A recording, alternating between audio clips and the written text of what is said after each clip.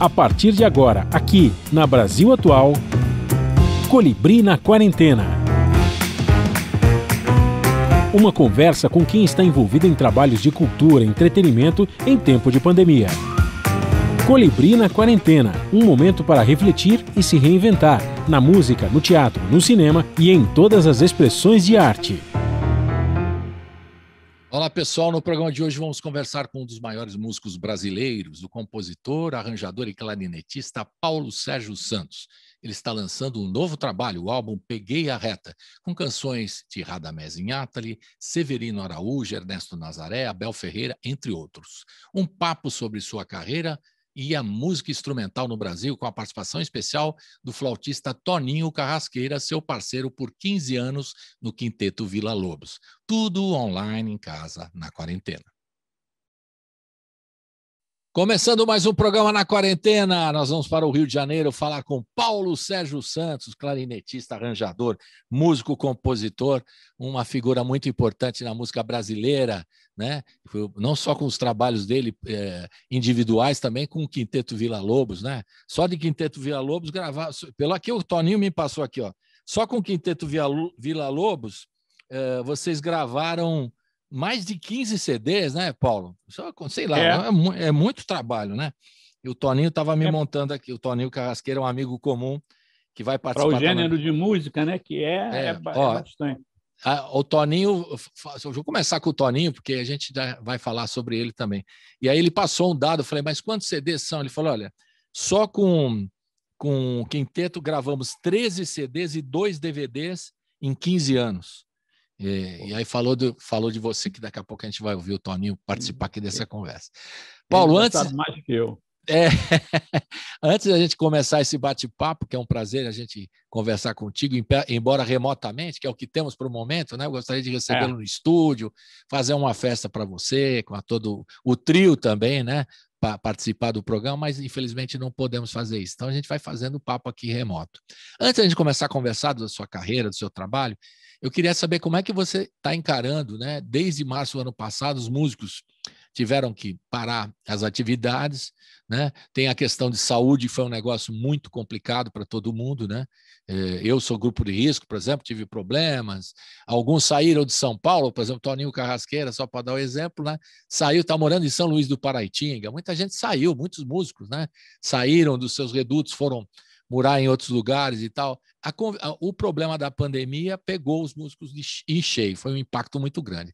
Do ponto de vista emocional, né, de saúde e também profissional. Como é que você analisa, né, nesse tempo todo de música que você tem, essa questão da pandemia, do lado pessoal e profissional? Paulo, muito bem-vindo mais uma vez. Bom, eu tinha umas economias, né? Então, espreme daqui, espreme dali, faz um trabalhinho aqui, outro trabalhinho ali, mas não dá para sobreviver de música, né? Eu acho que não dá e eu não descobri ainda a solução. Quer dizer, eu acho que a melhor alternativa seria através da internet, né? Então, ou você dá aula, ou você fazer lives, essas coisas todas. Mas também as pessoas também estão muito sem grana, né? E normalmente músico, normalmente está com pouca grana já, né? Claro. Se tivesse normal. Agora, com essa pandemia, isso aí foi um desastre total, porque não só para os músicos, mas para as pessoas que trabalham com performance em geral, né? É ator, bailarino, é coreógrafo, não sei quem, entendeu? Então, crítico, até locutor da rádio, dono do programa. Todo mundo. Né? Todo mundo. Então, o negócio está feio, mas parece que tá voltando devagarzinho, está voltando. Outro dia eu dei um recital aí na Sala Cecília Meirelles, né? Tem umas poucas coisas com o Quinteto Villa Lobos e tal, Mas o que tem não dá ainda para viver. Se você não tiver uma outra fonte de renda, né? Que seja, sei lá, alguém, algum amigo, vários amigos, ou um pai rico, uma mãe rica, que te sustente. Se você não tiver isso, eu não sei. Eu não sei qual é. Você não está dando aula? Você não está dando aula de clarinete? Não tô, no momento, não. Não, eu estou até querendo, mas não está. Não, porque muitos músicos, como você falou, a primeira alternativa, né, de vocês músicos, tá? E eu estou falando da música instrumental, né, basicamente, né, não só da canção em geral, uma música instrumental. Os músicos, como fonte de receita, resolveram, os que não davam aula, né, pelo menos dar Mas alguns. isso aí é um hábito, né? O cara claro. cria. Tem gente que já dá aula há muito tempo, então já tem uma clientela, né? Uhum. Agora, para você, no momento, fazer uma clientela é difícil. E eu sempre preferi ter mais tempo para estudar do que dar aula, porque não compensa dar aula, dependendo. Quando você tem muitos trabalhos, você precisa aprontar esses trabalhos, né? Então, não adianta eu dar uma hora de aula e ganhar 100 pratas, 150 pratas, quer dizer, é caro para o aluno e para mim não compensa, né? É Quer pouco, dizer, né? não compensava. Agora até Estamos R$ 15 repensando, né, Paulo? Eu tô cobrando 3 bilhões 875 mil bolívares por aula. Tem que repensar tudo. Na verdade, eu não sei como você encarou, você está dizendo, né, que a coisa é difícil mesmo, né, para música instrumental mais ainda, mas os artistas todos tiveram vários comportamentos, muitos ficaram bastante deprimidos, outros buscaram fazer live de qualquer forma, precisam fazer live. Foi uma loucura, assim, eu vi mesmo músicos fazendo live de qualquer nota. O ano passado, Não, principalmente, esse eu ano passo, diminuiu um pouco, né? Diga. eu passo por uma depressão refratária já há anos. Mas todos nós, né, Paulo? Vamos combinar que todo mundo, Então, nesse momento agudo, né? Pois é. O repensar da vida, do Pois trabalho, a é, gente fica. mas eu não sei se foi por causa do Covid, não, porque, na verdade, o mercado de música ele vem caindo já há uns 6, 7 anos, entendeu? Ele vem assim, em queda. Né? Porque antigamente o problema que eu tinha era de escolher o que fazer. Então, às vezes, tinha 3, 4 opções. Teve, por exemplo, na Eco 92, que eu fiz 5 coisas diferentes no mesmo dia, um dia. Uhum. E uma delas fora do Rio, né? Em Olha. Petrópolis, aqui pertinho, mas entendeu? Então o problema era esse. Então você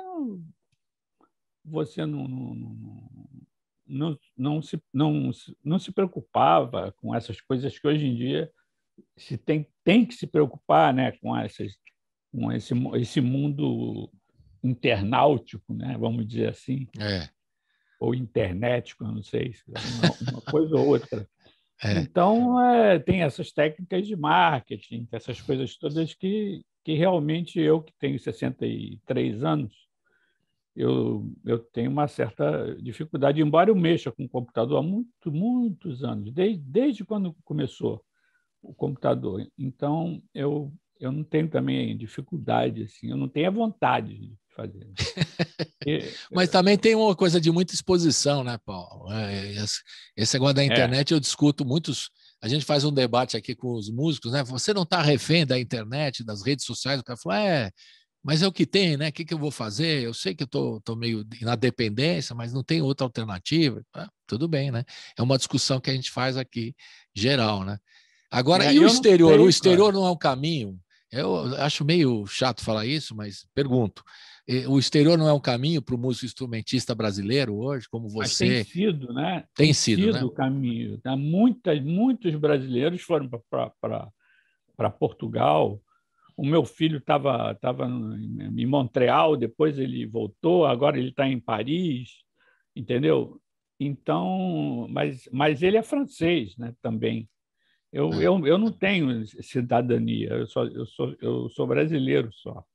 Então, é meio complicado, né? Como eu nunca corri atrás de trabalho, então eu não aprendi a pescar, entendeu?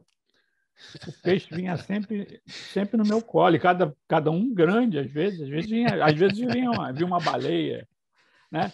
Então, mas eu acho que devagarzinho também eu tô aprendendo e eu estou bolando uma coisa aqui que eu só estou demorando a fazer, porque eu acho que cada dia eu sou assim, né? Aliás, é por isso que eu não dava aula também, porque quer dizer, eu dei muita aula em cursos de férias, né?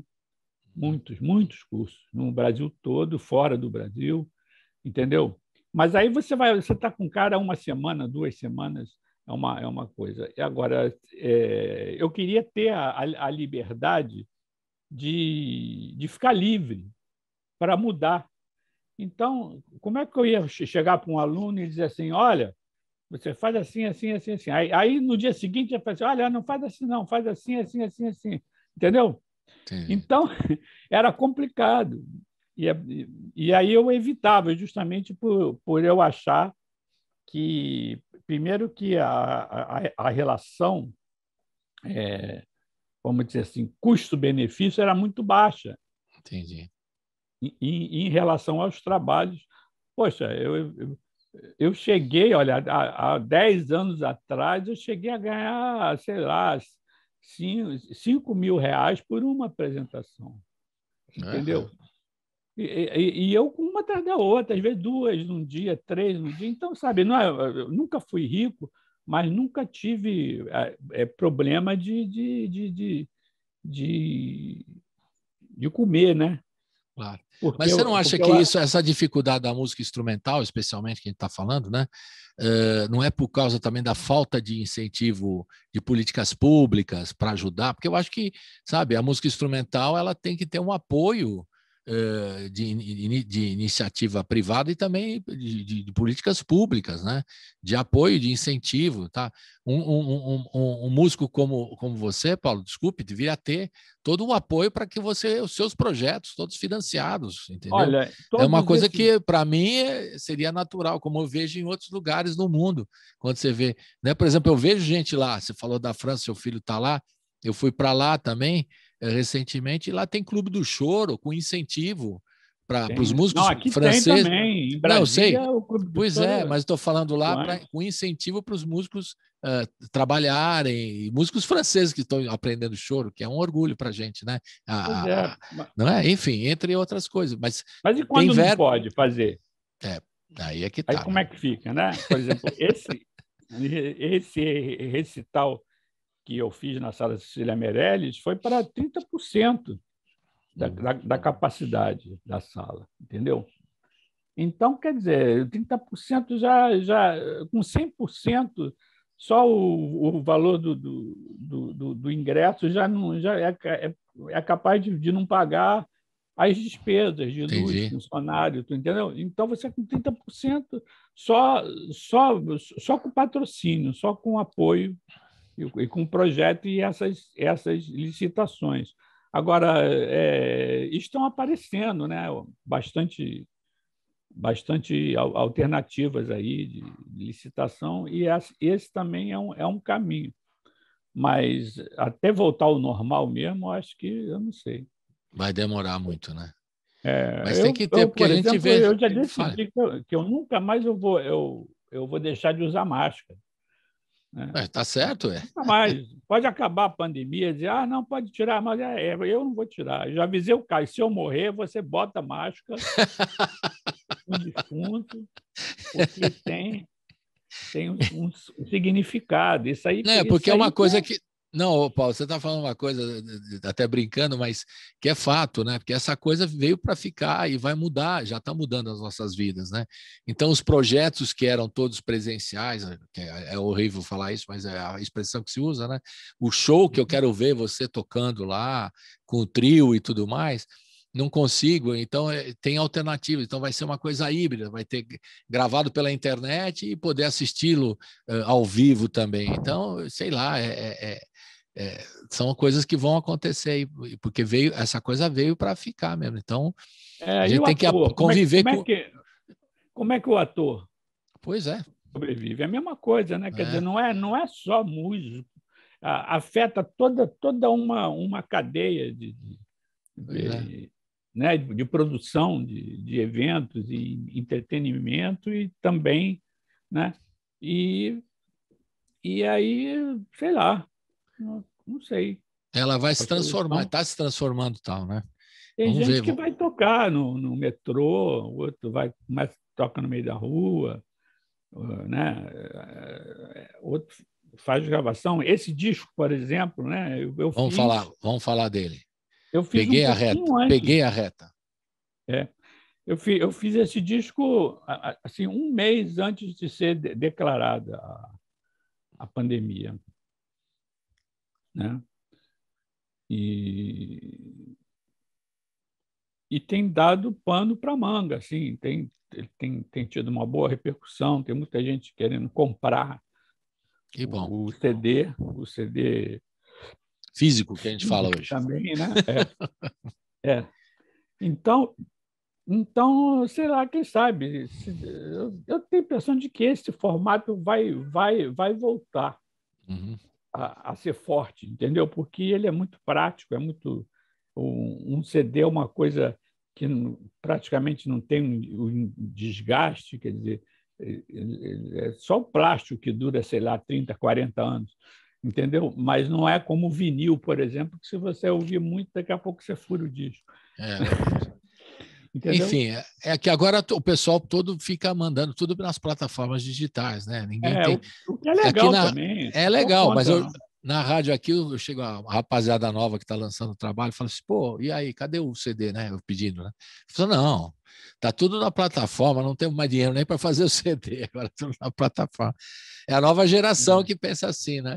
Eu gosto muito do encarte, da capa, das informações. Você assinar o CD, claro, fazer muito legal. Eu sou do estilo e gosto ainda. Também do LP também. Eu acho que também vai ter o seu.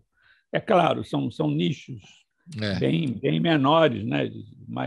Mas que tem muita gente que o LP tem que diminuir o custo dele para o consumidor. Isso a gente está sempre martelando aqui, né? Porque ainda está muito caro.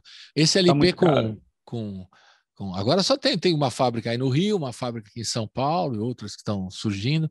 São poucas, né? E custa caro a unidade. Então precisa ver um jeito de ficar mais barato para a gente poder comprar também, quem gosta, né? Como eu que já tive e tenho uma coleção de LPs, né? Voltar a comprar o vinil, mas precisa ser um preço mais acessível para mim e para quem gosta, né? E isso é um problema que a gente tem que resolver também, né? Mas, Paulo, vamos falar do trabalho, mas antes de começar a falar do trabalho, vamos ouvir uma faixa, né? Uma faixa é coisa de cara antigo que fala, vamos ouvir uma faixa. Agora é o streaming, né? O streaming, agora ninguém ouve mais a faixa. Faixa lembra o vinil, né? Vamos ouvir uma música, né? Então eu vou começar, que aqui não estava nem no roteiro, mas a gente vai começar, porque o disco chama-se Peguei a Reta, né? E eu vou começar com essa música, Peguei a Reta. Eu quero que você fale um pouquinho dessa canção e como é que você escolheu. Depois a gente vai detalhar mais como é que você escolheu o repertório para esse disco, né? E falar dessa canção que acabou dando nome ao disco. Esse mais novo trabalho. É do Porfírio, né? Qual o compositor? Porfírio Costa. Isso, Porfírio Costa. É uma música que eu não tocava essa música, né? Eu nunca toquei, porque a maioria das músicas do disco quer dizer, não a maioria, mas uma grande parte das músicas são músicas que eu posso tocar sem pensar, né? Que isso é uma maneira interessante, porque antigamente, por exemplo, nas rodas de choro que tinham aqui em Niterói, né, que é só pegar a barca e atravessar, se chegasse um músico com uma estante, uma partitura, O nego já mandava ele embora, né? Já não existia isso, né? Hoje em dia não, é normal. E é até legal, porque com isso o cara pode ter um repertório muito grande, muito maior do que se ele tiver que tocar tudo de memória, né? Apesar de que tem pessoas que têm mais facilidade do que outras para memorizar. Eu gosto de tocar de cor, até música erudita, né? Uhum. Entendeu? Se eu for tocar uma sonata de Poulenc, sei lá, um negócio, eu gosto de tocar de cor, porque tocar de cor você fecha o olho e aí salve-se quem puder, sabe? Subconsciente que dê conta do negócio. Então, no início, você fica assim meio como se você estivesse escalando, né? Uhum. Já viu aqueles caras escalando? Eu falei, Sim, meu Deus, sim. eu jamais eu faria isso. Nem que eu estivesse amarrado num helicóptero, eu ia fazer isso. Né? Então, você começa assim, na beira do abismo, mas depois você acostuma, entendeu? E isso te leva para um outro estado de espírito, né? Então, você vê que, por exemplo, os solistas, né? Vou só dar um exemplo: os solistas de piano, de violino, ou de clarinete, ou de flauta e tal, que são exclusivamente solistas, ou seja, não tocam em orquestra, não fazem música de câmara, estão sempre. Normalmente ele toca tudo de cor, entendeu? Uhum. É um outro tipo de relação. Agora, no caso do choro, é interessante porque a grande maioria dos músicos de choro, eles não sabiam ler muito bem música, né? Entendeu? Porque como sempre se tocava de cor, então ele ou ele aprendia do disco, né? de alguma outra pessoa, ou então ele ia devagarzinho, aprendendo e tal, ia a ler, mas normalmente é uma relação mais subliminar, né? Vamos dizer assim, com a música, porque é muito comum, às vezes, você ter um músico, por exemplo, que tem uma leitura fantástica, né? Pode pegar sei lá, um choro difícil do Pixinguinha e ele vai ler à primeira vista. Mas, normalmente, essas pessoas elas também tocam Pixinguinha igual o Ravel, igual o Debussy, igual a Chiquinha Gonzaga, né? Quer dizer, ele não tem uma intimidade, é que a coisa, né? É que nem um parto, né? O parto, né? É raro o parto que não é sofrido, né? Claro. E o E decor que você falou, da expressão decor, é do coração, né? Tem a ver pois também, né? é. Tem a ver, tem a ver. Então, normalmente essas músicas você é capaz de ver um filme e tocar, entendeu? Ao passo que tem determinados trabalhos, como eu trabalhei em orquestra, né? Eu toquei muitos anos, eu toquei 18 anos eu era o primeiro clarinete da Orquestra Sinfônica do Teatro Municipal. Então, pô, você vai tocar uma ópera, por exemplo, sei lá, Richard Strauss, aí, porra, é um calhamaço assim, de música, né? Uhum. Dá 4 horas quatro atos, 4 horas de música. Então, como é que as pessoas iriam fazer os grupos, as orquestras? E como é que ia fazer se todo mundo fosse aprender De de ouvido ouvido? não dá. Entendeu? Não ia dar tempo, porque já se demora, às vezes, um mês para preparar uma ópera relativamente simples, né? Porque a ópera é um espetáculo muito, muito complexo, né? Claro. É dos mais ricos, que eu acho, né? Que é, na minha opinião, e envolve muitas coisas, muitas coisas. E o músico erudito, às vezes, ele é taxado como um músico não improvisador. E isso não é verdade, porque você improvisa o tempo todo. O bom músico erudito, ele improvisa o tempo todo, só que ele improvisa em parâmetros diferentes. Quer dizer, você está tocando, você tem que ver a intensidade que você está tocando, se você está sendo ouvido, entendeu? Você tem que ver se aqui, que nem se eu estou aqui, eu estou falando com você, mas eu estou olhando aqui na câmera, né? Se de repente eu fizesse assim, entendeu? Então exige essa coisa que eu não posso ensaiar. É na hora. Claro.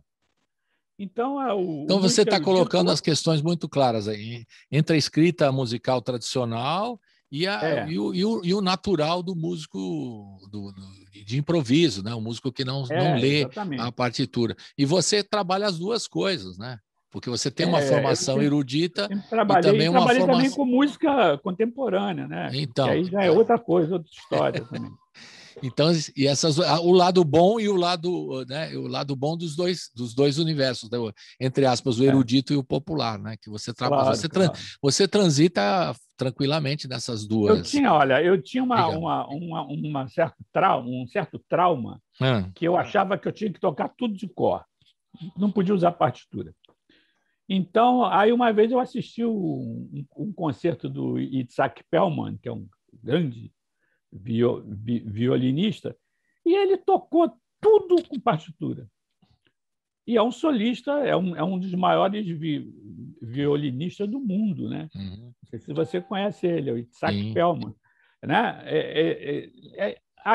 Até os bis, ele pegou um monte de partitura assim, mostrou para a plateia e falou: o que vocês querem ouvir? Então, eu falei, pô, se o Itzhak Perlman pode fazer isso, por que eu não posso, né? Pois é. Mas aí também, como você falou, precisa ser a interpretação que vale, né? A escrita é importante porque ela foi importante nas invenções. A gente não conheceria a obra de grandes mestres, né? Que passaram através da lei. Né? Gravar os Beethoven, os Mozart, o Bach. Se não tivesse escrito lá no pentagrama, né? Como que você ia aprender, exatamente. né? Então, isso é o lado importante.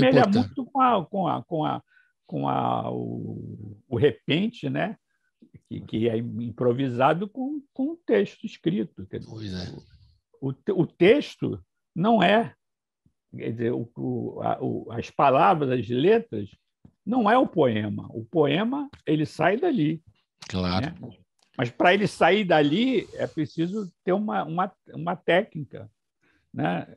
Que você consiga transformar aquelas palavras, aqueles coisas numa coisa que seja poética, que tenha um sentido artístico. Legal. E fala um pouquinho, então, dessa música, Eu Peguei a Reta, do Porfírio Costa, que você escolheu, para a gente ouvir agora. Diga lá.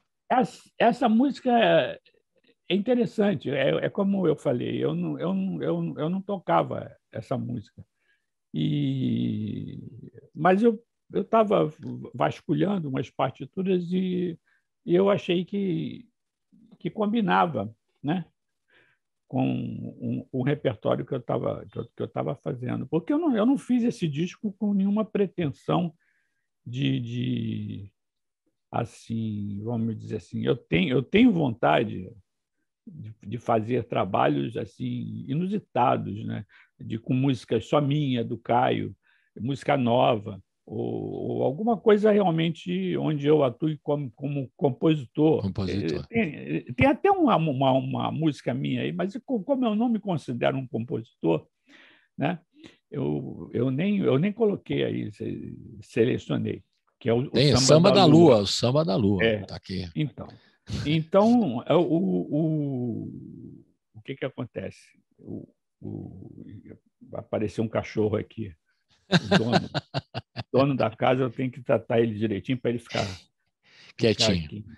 Quietinho. Então, o que eu estava falando, do Peguei a Reta. Eu não conhecia, eu só conheço essa música do Porfírio Costa, entendeu? Não conheço outros, mas é uma música muito interessante e ela é virtuosística, assim, ela trabalha com bastante velocidade, bastante semicolcheias e tal. Então foi isso. Eu não tinha nem... Aliás, para dizer a verdade, eu nunca toquei essa música em público, né? Então você vê que era um aí você gravou, pô, aí é legal. Pô. Gravei. Não, mas agora vai quando virar. Voltarem as rodas de choro, aí eu vou tocar. Aí vai tocar ao vivo. Então vamos ouvir, então. Legal. Beleza. Porfírio, a música que dá nome ao disco, né? Peguei a Reta, do Porfírio Costa, com o nosso querido Paulo Sérgio Santos e o trio também, né? Vamos falar quem é o trio?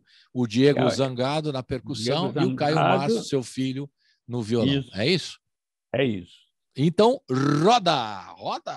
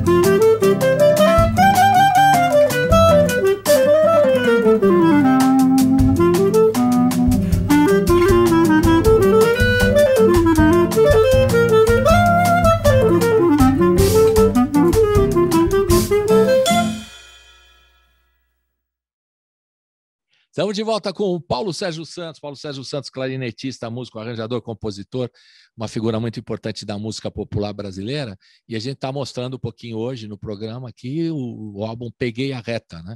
É o mais recente trabalho, foi gravado um pouquinho antes, né, da pandemia, um mês antes da pandemia, foi para o estúdio e gravou. Né? Aí veio a pandemia, não deu para lançar o disco no show. Não, aí demorou. Aí parou tudo, né? Que dureza. Isso aconteceu com todo mundo. Agora, né? isso foi um trabalho da Quarup também, né? Quer dizer, exato. Selo Quarup.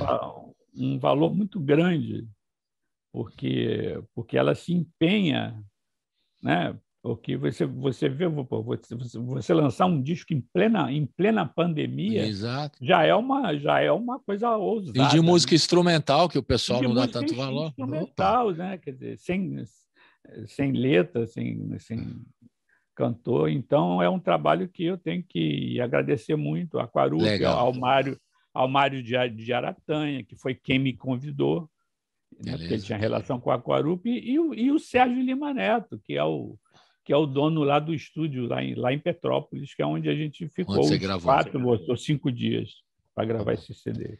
E o nosso amigo Alcides da Aquarup, o Rodolfo e todo mundo que está acompanhando e fazendo a divulgação desse trabalho. Agora, Paulo, antes quando eu falei que eu ia fazer uma entrevista contigo, eu procurei alguns amigos que você gosta também, os amigos comuns, né, da área de música. E um dos caras que eu respeito muito também é o Antônio Carrasqueira, né, o Toninho Carrasqueira. Né? E eu conheci o pai dele, o João Dias Carrasqueira, lá o Canarinho da Lava. É uma figura encantadora também, né? E aí o Tony falou, pô, você vai gravar, vai fazer uma entrevista com o Paulo Sérgio? Eu falei, vou, então vou gravar aqui um depoimento. Então vamos ouvir o depoimento dele e você comenta também. Vamos lá, vamos lá. Tá legal.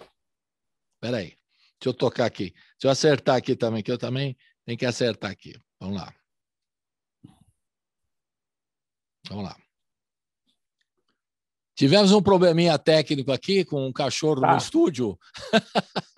Não é? Eu fui tirar ele e trancar. Foi tirar o cachorro, agora estamos de volta aqui, que eu vou fazer. Agora já acertei aqui o som, vamos ouvir o depoimento do Toninho Carrasqueira. Vamos lá. Beleza, vamos.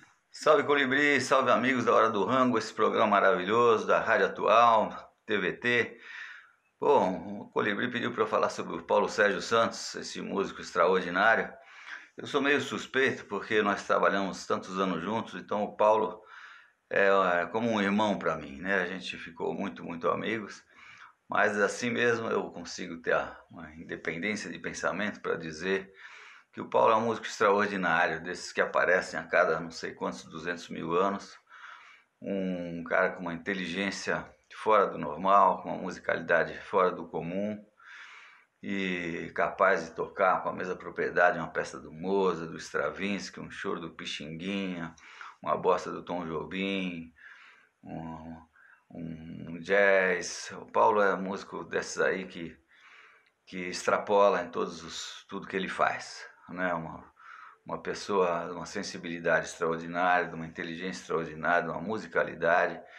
Então eu tive o privilégio de tocar ao lado do Paulo Sérgio Santos no Quinteto Vila Lobos durante 15 anos e conhecer essa figura maravilhosa, esse ser humano, de uma integridade, de um caráter assim extraordinário, e o que é muito raro, né? Você conviver com uma pessoa com essa retidão de princípios, né? De não abrir mão por nada dos seus princípios musicais e humanos. Então é com muita alegria que eu vejo que ele está lançando um novo trabalho, relançando. Ele tem tantas coisas lindas feitas, né, que todos merecem conhecer. Então fica aqui esse depoimento, esse abraço nesse meu irmão querido, nesse músico fora de série, tá bom? É isso aí. Grande abraço, Paulo querido. Grande abraço, Colibri, e todos os ouvintes. Viva! Tá aí, então, o depoimento do Toninho Carrasqueira. Emocionado, inclusive. Você não está vendo aqui, depois você vai ver aqui. Está emocionado aqui, realmente. Mas olha, o Toninho, pô, eu posso até contar a história de como é que ele entrou no quinteto. Pode falar, se você quiser. Posso falar? Então, você manda isso. O programa é seu. Eu já tocava com ele, né? Eventualmente, nos cursos de férias que a gente fazia, que ele dava aula de flauta ou de música popular, e eu também. Então, de vez em quando, eu esbarrava com ele e a gente tocava, e era sempre muito bom, né? Porque a gente se integrava muito bem. E ele, tudo isso que ele falou aí de mim, se você espelha e manda para ele, que é a mesma coisa. O Toninho é uma figura, é um artista, porque ele, além de flautista, ele é um grande artista. E eu tive a ideia de chamar o Toninho, sabe como? Eu estava em Chicago assistindo a um ensaio de um quinteto da Orquestra de Chicago. Não sei se é filarmônica ou sinfônica, acho que é sinfônica de Chicago. que é uma orquestra top, né? Nos Estados Unidos. E eu estava assistindo, porque eu estava hospedado na casa do oboísta, que é um brasileiro também, muito respeitado, que é o Klein. E aí eu pensei, eu não me lembro qual foi o motivo que a gente ficou sem flautista, né? E aí tinha que chamar um flautista. Aí eu falei assim, mas vem cá, podia chamar o Toninho, que o Toninho faz música, faz choro, faz coisa, eu também, quer dizer, já aumenta as possibilidades, né? Porque esses instrumentos, as madeiras, o oboé, o fagote, a trompa, não é muito comum. É claro que tem gente que toca, mas não é muito comum, não é tão comum quanto uma flauta ou quanto um bandolim, né? Tocar choro. Então, eu lá em Chicago, eu pensei no Toninho. Mas aí eu falei assim, mas ele mora em São Paulo, né? Como é que a gente vai fazer? E tal. Eu sei que deu certo, super certo. Foi uma fase espetacular do quinteto, que a gente produziu muito, sabe? E ele vinha para o Rio, aí ficava no Rio, ele adora o Rio também, e tem muitos amigos. Então foi assim que eu me aproximei mais dele, né? E o Toninho também é um músico completo, né? Um músico que domina os idiomas, né? Ele estudou na França com um dos maiores flautistas do mundo, que é o James Galway, né? Ele tem até uma filha que o Galway é padrinho, né? Mas ele é um músico espetacular, muita sensibilidade, e é aquilo que eu estava falando, sabe? Eu nunca imaginaria o Toninho Carrasqueira lendo uma música de forma acadêmica. Isso é verdade, isso é verdade. Ele vai sempre pensar numa coisa e é fantasiosa e alguma coisa artística que vai associar. Isso aí. Ele falou também que não está aqui no depoimento, mas ele mandou uma mensagem escrita aqui também, dizendo que é muito grato a você, que aprendeu muito com você e ele tem muito orgulho disso. Foi o que ele colocou aqui, falando desse tempo todo, né, de quinteto, são 13 CDs, 2 DVDs, 15 anos, né, de trabalho. Só para completar, quem eram os outros componentes do quinteto, para a gente aqui não deixar de nomear, né? O pessoal fala, claro, falou só dos dois aqui. Bom, na flauta era o Toninho Carrasqueira, no oboé era o Luiz Carlos Juste, no fagote era o Aloysio Fagerland e na trompa era o Philip Doyle. Todos eles são músicos assim maravilhosos, né? Ali o cara que, fora esse lado de tocar bem, eles são os caras que têm uma atividade acadêmica, né? Verdade. Em comum, né? Ali o mais vagabundo ali já fez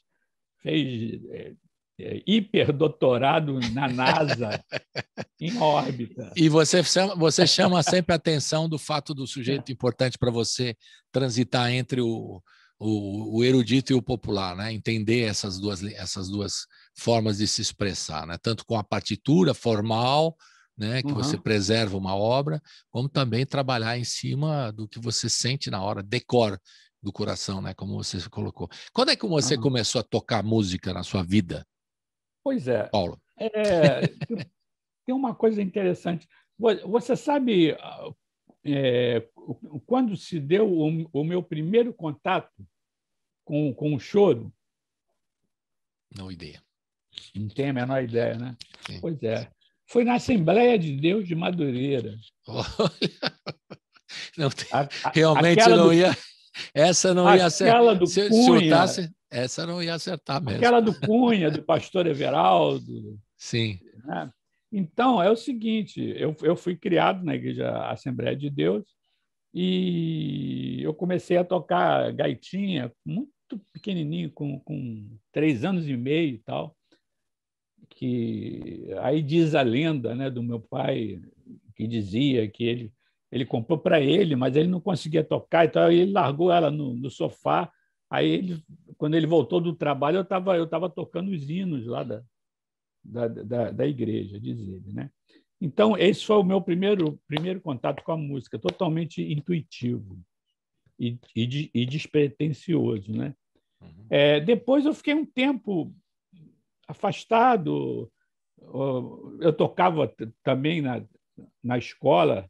Quer dizer, eu acho que eu muito cedo eu desenvolvi como é que se diz, essa liberdade em relação a tocar para alguém, entendeu? Entendi. Isso para mim não era problema, independente de tocar bem ou tocar mal, mas eu conseguia ficar à vontade tocando. Se o cara gostar, gostou, não gostou, não gostou. É um direito que ele tem. A minha função é tocar. Agora, se o cara vai gostar, é outra coisa. Inclusive, eu não tenho problema nenhum. Eu posso ter um amigo do peito que diz assim, pô, eu acho você horrível. Tá? Não tem problema, porque uma coisa não tem nada a ver com a outra. Não é o caso aqui do Toninho, Entendeu? ao contrário, ao contrário. Não, aí não. Aí é mútua, mas eu faço questão de dizer que é mútua. É uma relação mútua, aí eu posso não. O Toninho, além disso tudo que eu falei, ele ainda tem uma capacidade poética e dissertativa, vamos dizer assim, que é muito espontânea, entendeu? Verdade. E aí, ele... Perfeito, desculpe. Não, fala, fica à vontade. Não, o que eu queria saber depois, você não ficou só na gaita, né? Você foi para outros Pois instrumentos. Aí, um belo dia, eu estava com a minha mãe assistindo um culto, e ela virou para mim e perguntou assim: vem cá, por que você não quer tocar na banda da igreja? Aí eu olhei assim, a banda ficava assim. Essa já é uma ideia, né? Mas o maestro da banda era muito criterioso, você tinha que estudar teoria e solfejo mais ou menos um ano e meio, antes de pegar o instrumento da banda, né? Então, eu fiz isso. Estudei o solfejo, ele gostava muito de mim, era o Moisés Gomes. E aí chegou o dia que ele falou, olha, fiz lá o método todo lá de solfejo, e aí ele virou e falou assim, bom, agora você precisa escolher um instrumento. Pensa essa semana que vem você me fala. Tá bom. Aí eu voltei na semana seguinte e falei, eu quero tocar saxhorn. Saxhorn não sei se você sabe, sabe o que é, né? É uma tuba pequenininha assim. E na maioria dos arranjos de banda, de dobrado, das bandas militares também, naquela época, ele ficava só fazendo assim.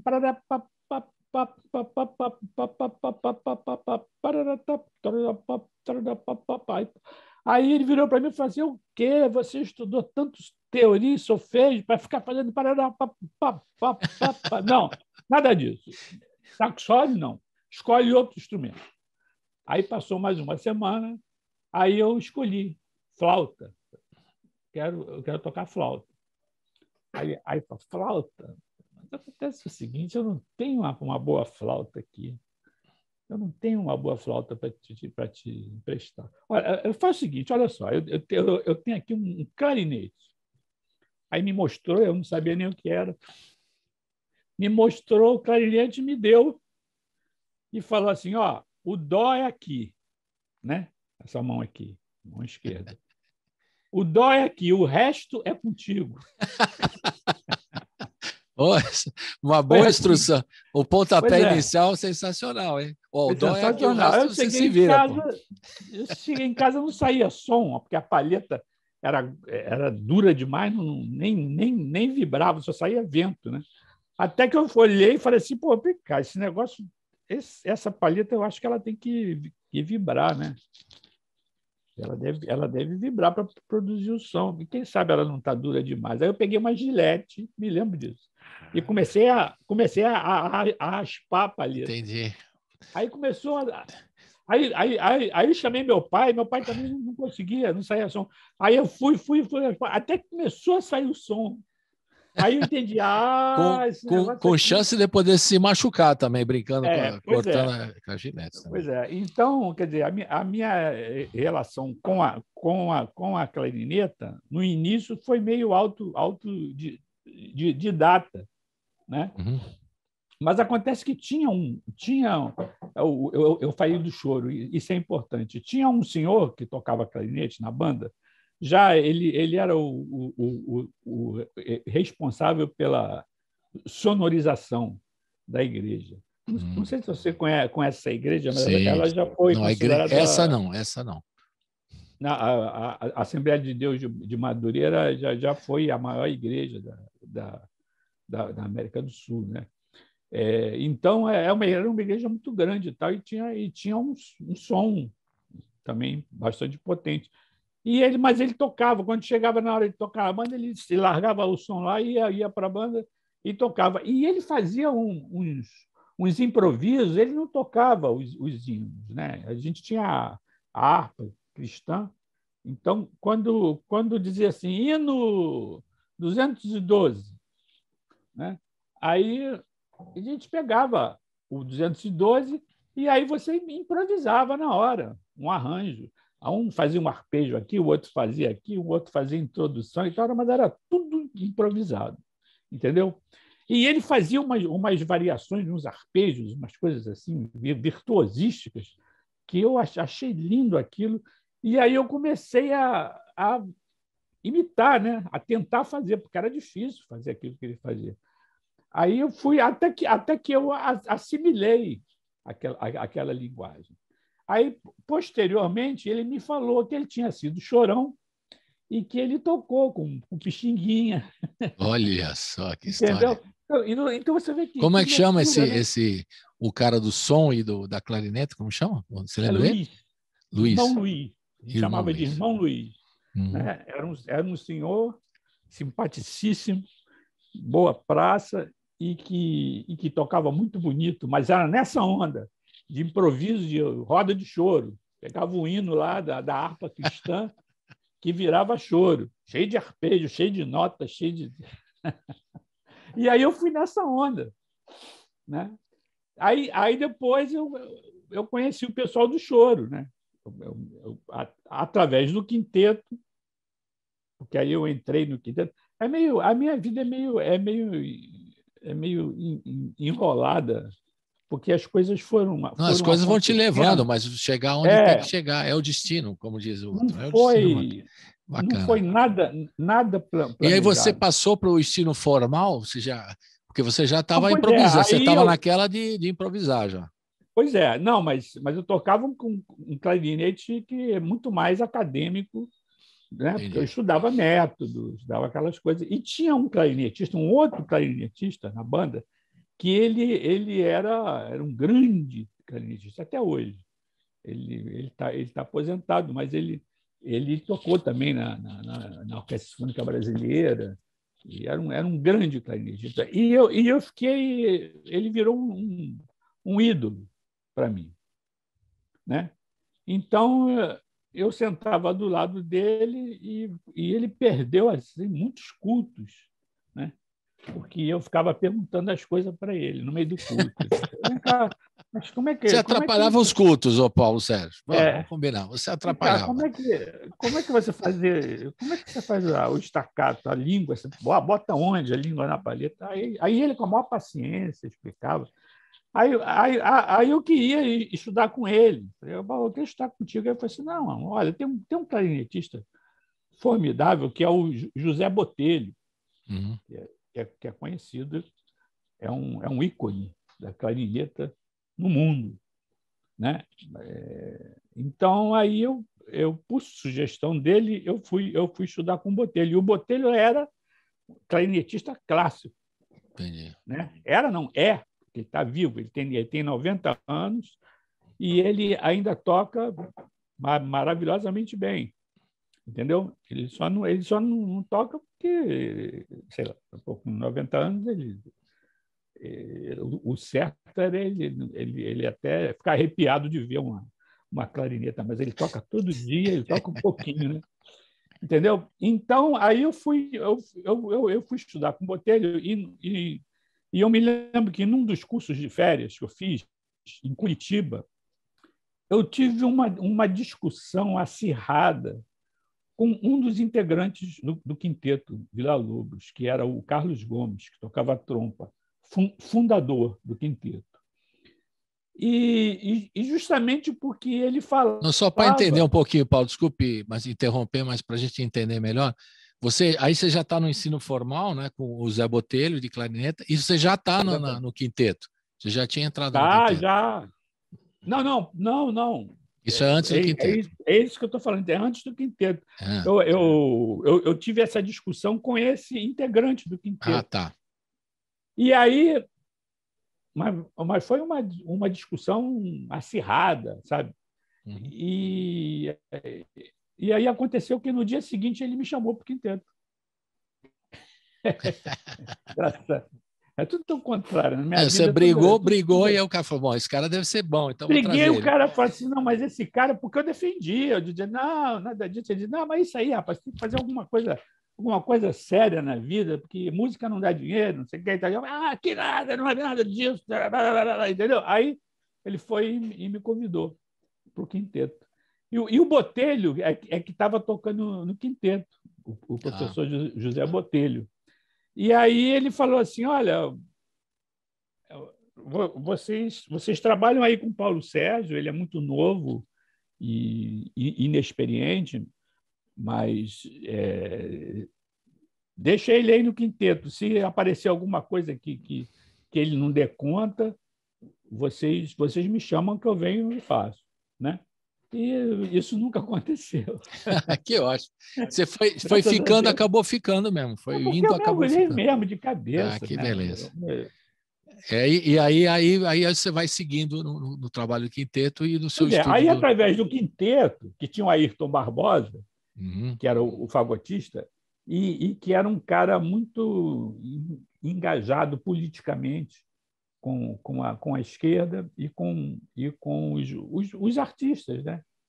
Tipo Chico Buarque, Caetano, Elis Regina e tal. E aí eu fui entrando até que eu conheci o pessoal do choro, com o Joel Nascimento, Henrique Cases, o Beto Cases, o João Lira, que vinha do Nordeste, mas tocou num trabalho que nós fizemos nos Estados Unidos, em várias cidades, muitas cidades dos Estados Unidos, com o Joel. Eu fazia parte do sexteto brasileiro. Uhum. Né? Então, era eu, o Henrique Cases, o Beto Cases, e estou com medo de esquecer alguém. O Beto Cases, o cavaquinho era o Henrique, cavaquinho, eu de clarineta, o Joel, né? Mandolim? Joel do mandolim. E o Luiz Otávio Braga, no violão de 6 cordas. Então, aí eu caí, aí eu comecei a frequentar mesmo as rodas de choro e tal, e começaram a aparecer também muitos trabalhos nesse ramo, né? Do choro, especificamente. Do choro, exatamente. Aí eu conheci o pessoal, o Tamiro Carrilho, o Paulo Moura, a galera toda. E nessa época eu era casado com a Fernanda Cano, que é pianista. Hoje em dia ela mora em Portugal. E o pai dela gostava muito de música, que era o Dr. Ângelo.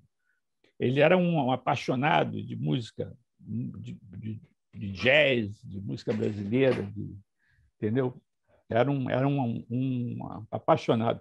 Ele foi presidente do Fluminense. Você falou aí do Tuninho, do Corinthians. Tem uma ligação sempre com o futebol. Pois é. Então, a gente fazia umas rodas de choro na casa dele, que era no Grajaú. Mas era assim, roda de choro que tinha o Época de Ouro, né? Tinha Altamiro Carrilho, Paulo Moura, Rafael Rabelo, entendeu? Era um negócio assim. Estava um bom nível, né? Vamos dizer assim. Era um nível razoável, né? Ótimos entendeu? Músicos. É isso aí. Então aí você mergulha no universo do choro, que tem essa característica desse disco, né? Do Peguei a Reta, ele tem a pegada dele é choro também, uma boa pegada dele é choro, né? Então vamos ouvir. Vamos ouvir, Paulo. Vamos ouvir mais duas. Vamos ouvir duas agora. Vamos fazer uma dose dupla que nem a vacina. Aliás, já tomou as duas? Já tomou as duas? Já tomei as duas. Então tá ok, também. Então vamos ouvir. Vamos ouvir Apanhante Cavaquinho, né, do Ernesto Nazaré e o Baldo, e o Terra Seca do seu filho. Vamos fazer legal. Uma mistura aqui as duas que estão no disco. Fala um pouquinho das duas canções do seu filho compositor e de Ernesto Nazaré, o clássico do choro, né? Diga lá. Pois é, o Nazaré é um ícone, né? Até para o próprio Villa-Lobos, né? Que adorava o Nazaré, né? E tocava com ele, né? Se não me engano, no Cine Odeon, não me engano, porque eu sou meio ruim. No Cine Odeon, isso mesmo. Historicamente falando, tudo que isso eu mesmo. falo é porque veio parar na minha cabeça, não foi porque eu li, não. Entendeu? Então, o Nazaré era um músico excepcional, maravilhoso, e eu fiz, talvez seja a música mais tradicional do disco, né? Apesar de que ela não é para clarineta, né? Para piano, mas ela é uma melodia que tem o B da música, é muito difícil de tocar no clarinete.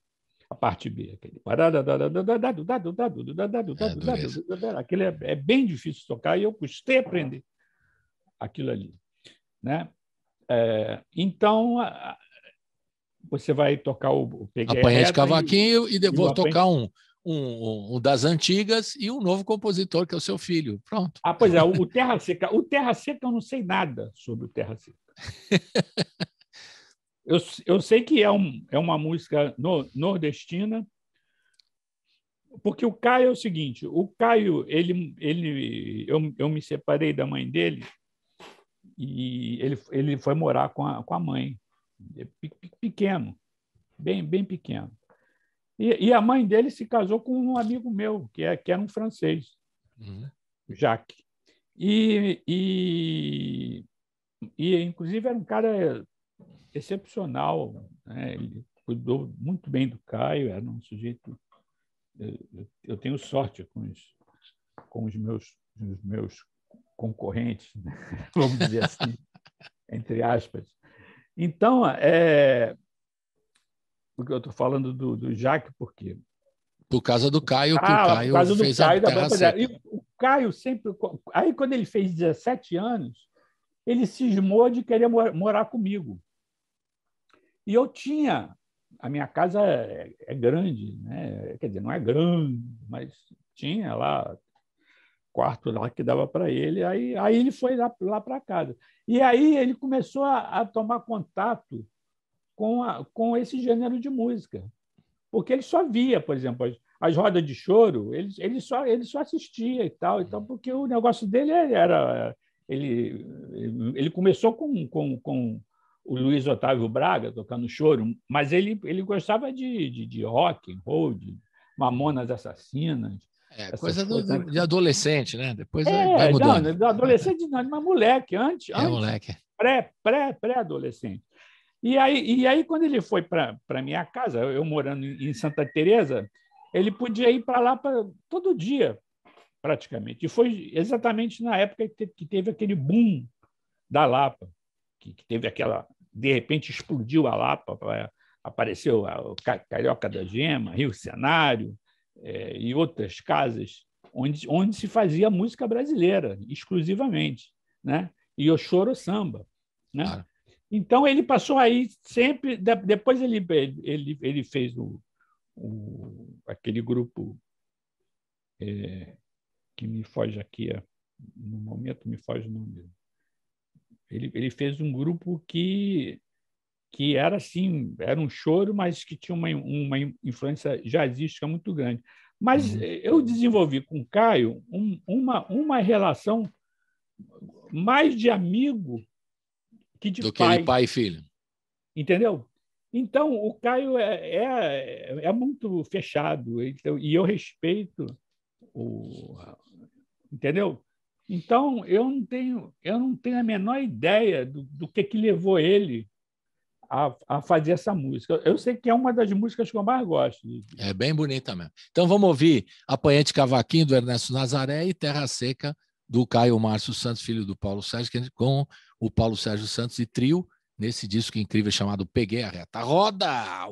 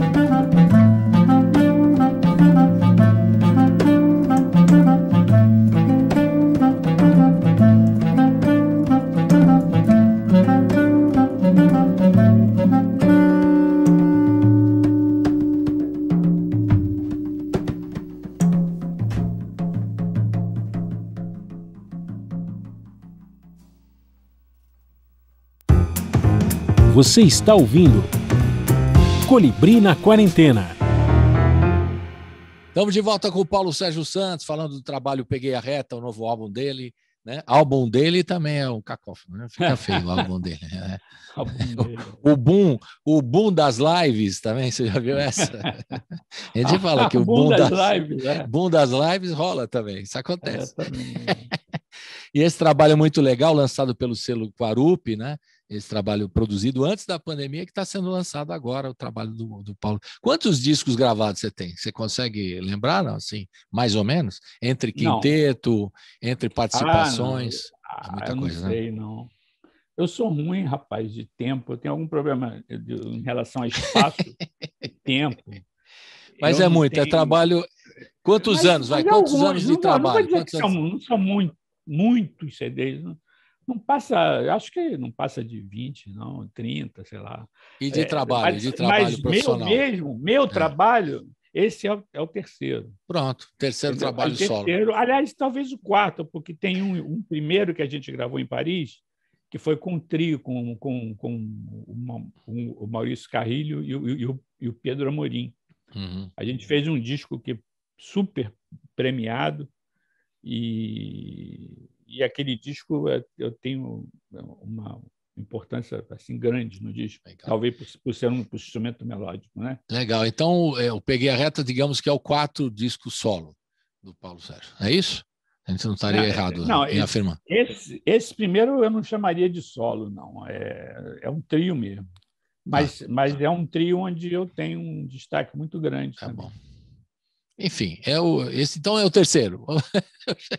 Chegar no número. Tá bom, então já chegamos a um consenso, né, Paulo? Importante é chegar. Mas eu queria agora ouvir mais um pouco do disco, né? O pessoal fala assim, tem que ouvir mais o disco, ouvir mais músicas e tal.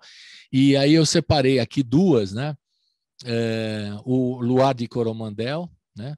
Que é uma música lindíssima, e o Cabaceira Mon Amour, do Sivuca. O Luar do Coromandel é do Abel Ferreira, e Cabaceira Mon Amour do Sivuca.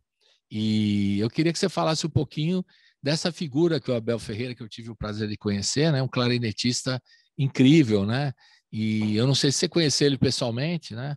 Mas era uma figura muito legal, né? Muito legal. Eu queria que você falasse do trabalho dele também no choro, né? Ele é um dos caras que dessa turma, um dos ícones, né? Grande ícone do choro. Queria que você falasse um pouquinho dele e a gente ouvir depois na sequência essas duas canções. O Abel eu não conhecia. E o Abel, ele tinha um concurso na Globo, aos domingos, que chamava Jovens Concertistas, né? Então, eu fui o primeiro colocado num desses concursos, num ano. Num ano anterior, foi o Menezes, o Antônio Menezes, e no ano seguinte eu fui. Então, aí o Abel me viu tocando, mas ele me viu tocando Weber, Stravinsky, entendeu? Ele não me viu tocando choro. Então, eu não sei de onde ele tirou que eu ia ser o sucessor dele no choro, porque o programa era assim, o Altamiro indicava um flautista, o Pelé indicou um jogador e ele me indicou como sucessor dele no choro. Olha só. Que legal, Paulo. A responsabilidade. E aí, eu não sei se ele foi um profeta, né? Porque eu não tocava, eu tocava poucos choros nessa época, né? Mas que época foi esse do programa? Você lembra? Não lembro. Eu sei que foi no século passado. Assim você dificulta o apresentador, né, Paulo? Desculpa, mas eu teria que fazer contas. Não tem importância. Eu devia ter, sei lá, uns 16, 17 anos. de idade. Porque eu entrei no quinteto com 16 anos. Eu me lembro o ano que eu entrei no quinteto e o ano que eu entrei na Orquestra Sinfônica. Concurso de jovens concertistas, você tinha 16 anos aqui, consta a história. Pronto. Pois é. Então, e eu entrei no quinteto em 1975 e na orquestra em 1977. As coisas foram acontecendo muito rapidamente, entendeu? Então, aí eu não sei se eu passei a me interessar mais pelo choro em decorrência dessa responsabilidade, né? dessa indicação do Abel Ferreira, que era um grande chorão, e como eu falei, é um ícone. O Abel Ferreira está para a clarineta, assim como o Altamiro Carrilho está para a flauta, né? Entendeu? Então, e tem outros ícones também, né? Luiz Americano, Cachimbinho, Paulo Moura, né?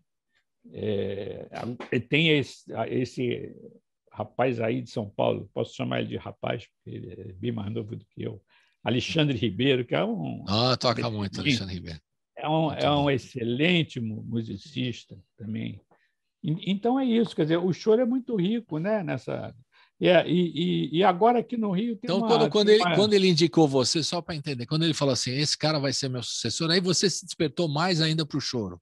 Você fala, preciso conhecer mais mais choro e tal, né? Sim, aí eu me lembro que para fazer o programa, eu fui na casa dele, ele morava na Vila da Penha e tinha uma piscina, assim. Então nós tocamos, na beira da piscina, nós tocamos o Chorando Baixinho. Lindo. Né? Que eu também nunca tinha tocado, né? Eu aprendi a tocar para poder fazer o programa. E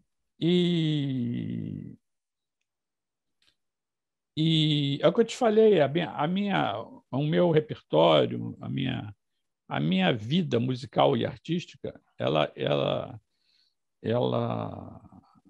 foi acontecendo como se eu fosse um barco à vela. Deixa a vida me levar, aquele samba. Pacífico. É isso, entendeu? Paulo? Deixa a vida me levar. Para lá, ia para cá. Pois é, isso aí. Deixa então, a vida quer me dizer, levar. eu nunca, para dizer a verdade, eu nem nunca estudei assim choro. Eu sempre toquei choro.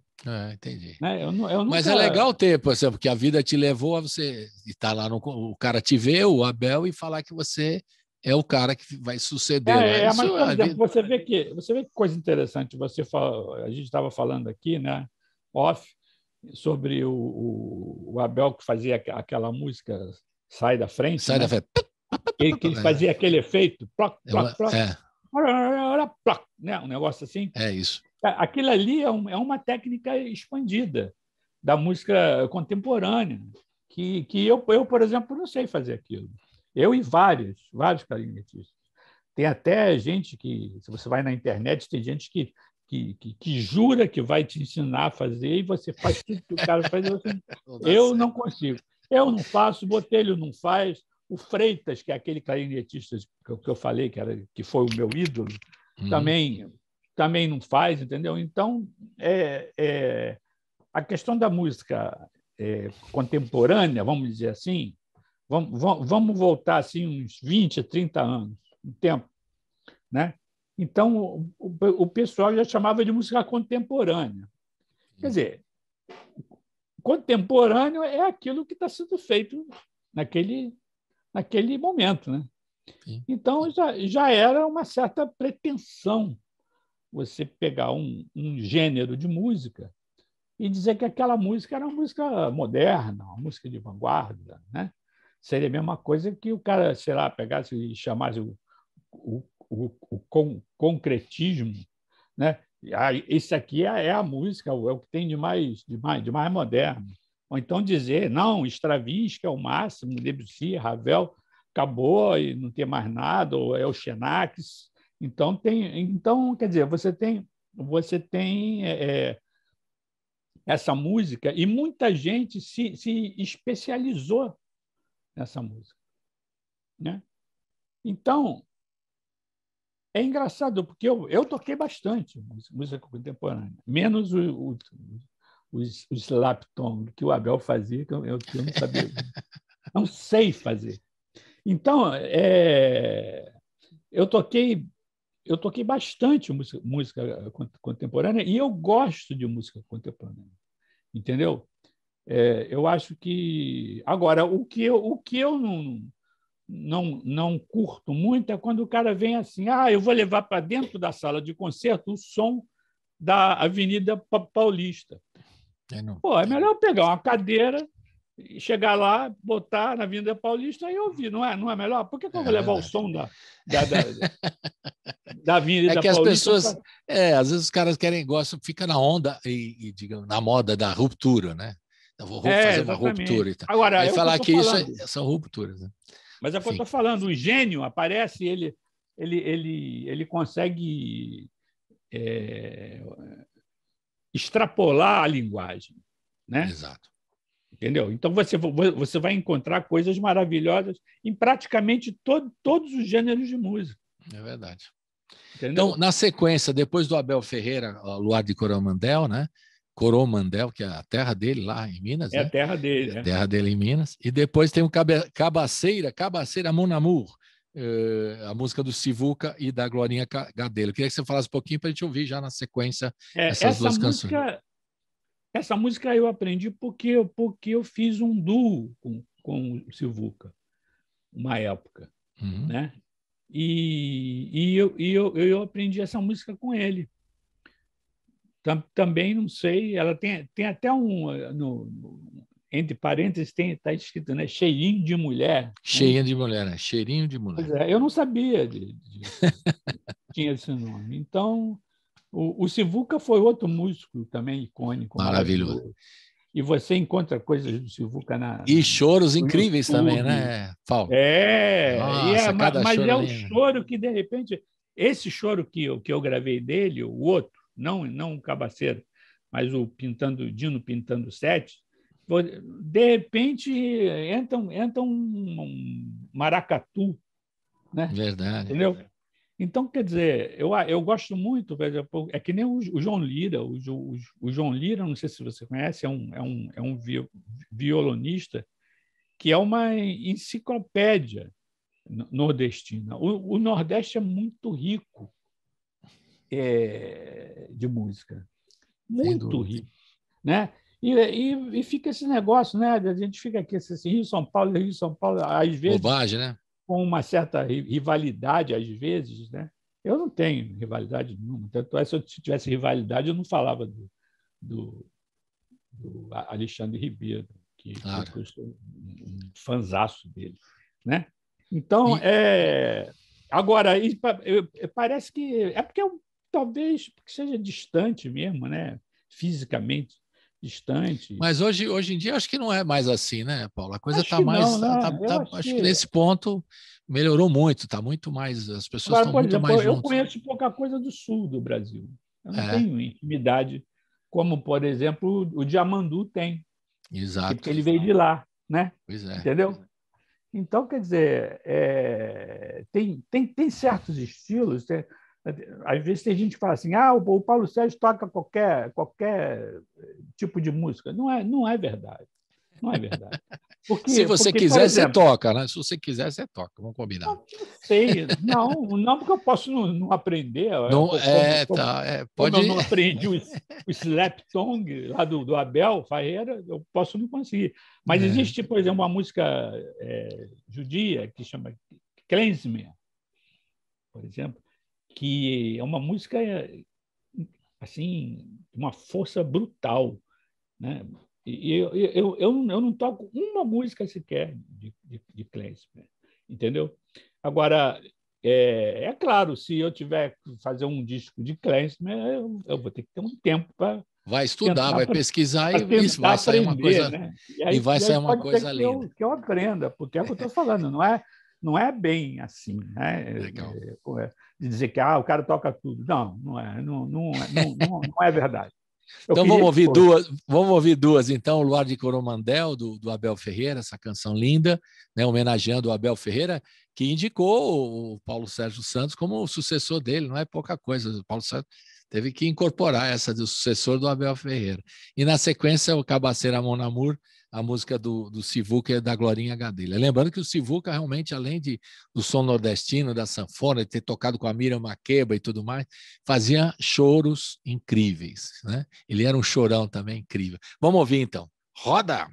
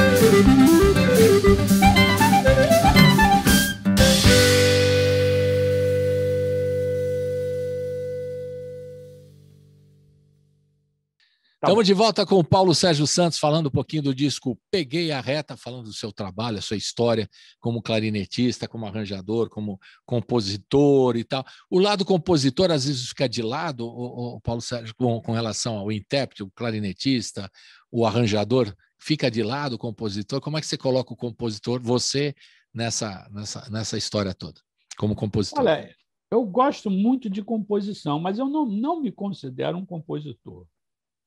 Entendeu?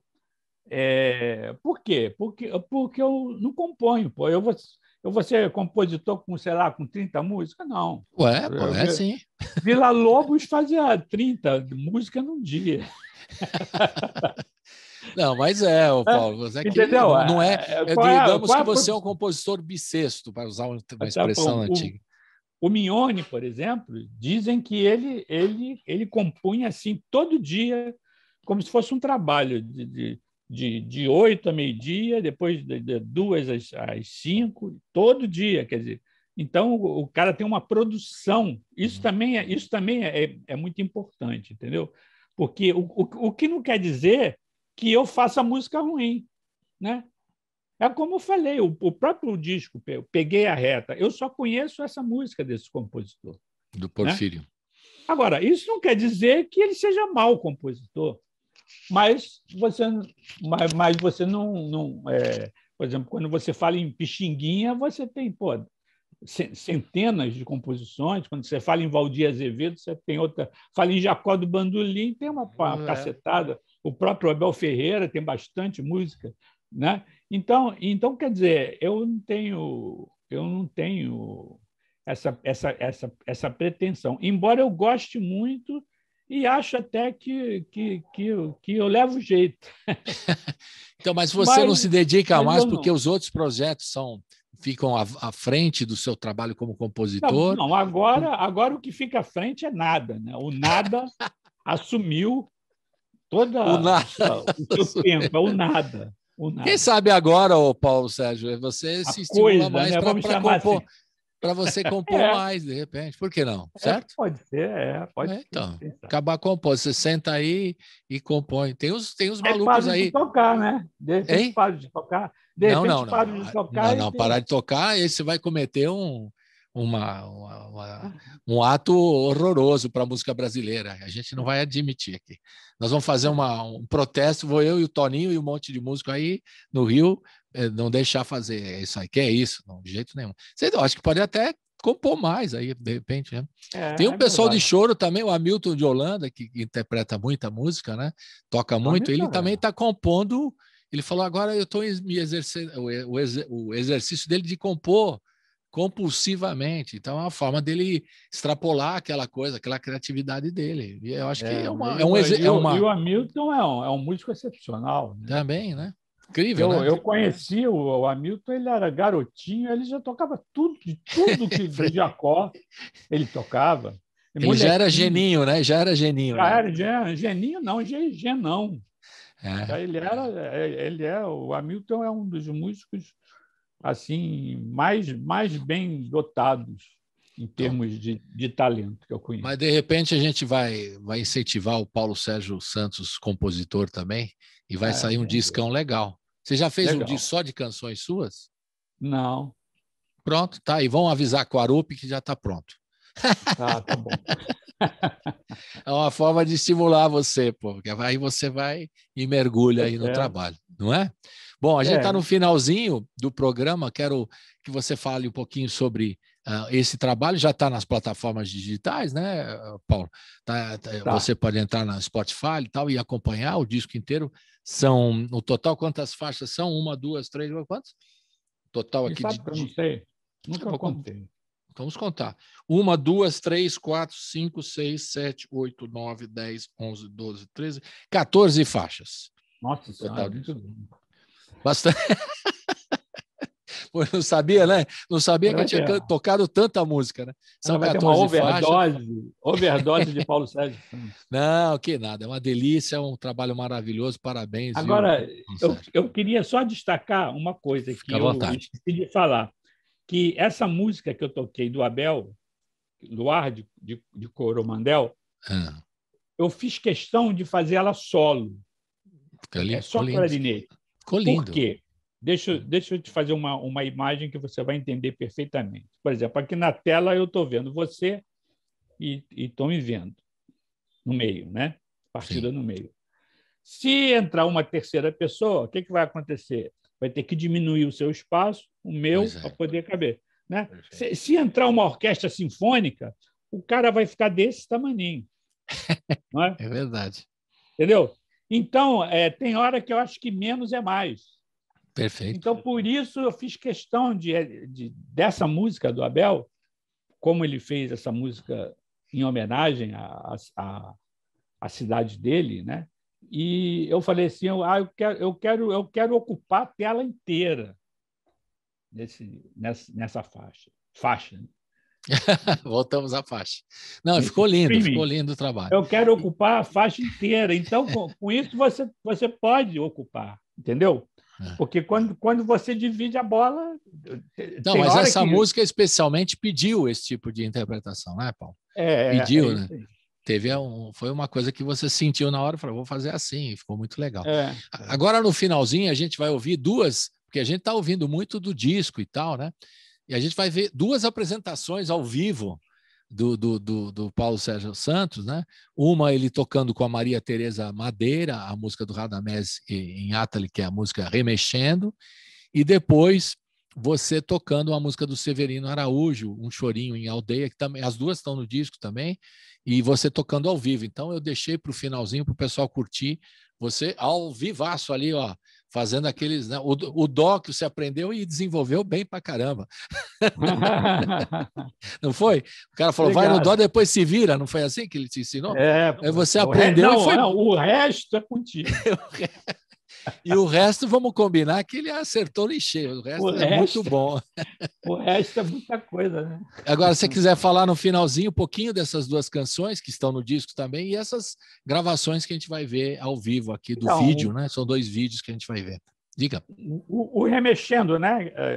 Que é o vídeo que eu fiz com a grande pianista, grande intérprete, porque ela é pequenininha, é a Maria Tereza Madeira, né? Que eu fiz com ela num recente recital que eu fiz na Sala Cecília Meirelles. E a outra faixa é com o Caio, não é? Exato, Chorinho em Aldeia, a música do Severino Araújo, o Caio e o Diego na percussão. Ah, é? O Diego está na percussão também.